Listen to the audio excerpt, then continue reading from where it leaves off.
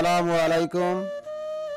আমি মোহাম্মদ সৈয়দ হোসেন, গ্রাম বিশালপুর, বুলাকিপাড়া, শেরপুর, বগুড়া।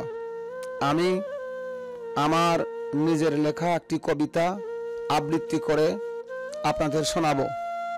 আমার কবিতার নাম কারা আনলো স্বাধীনতা।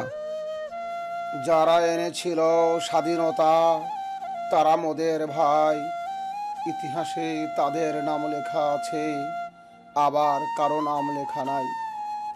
এনেছিল যারা স্বাধীনতা তারাও অনেক দূরে আছে, স্বাধীনতা পেয়ে অনেক মানুষ তাদের কথা ভুলে গেছে।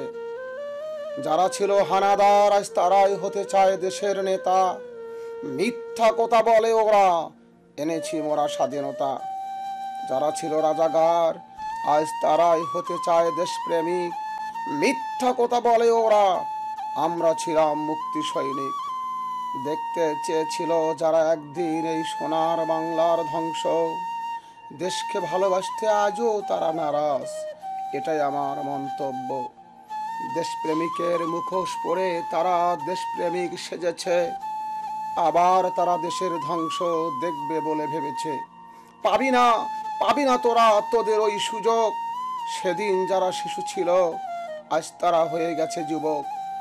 নীরব থেকো না হে যুবক সেনাদল, তৈরি হয়ে নাও, এদেশ থেকে তোমরা এবার হানাদার বাহিনীকে তাড়াও।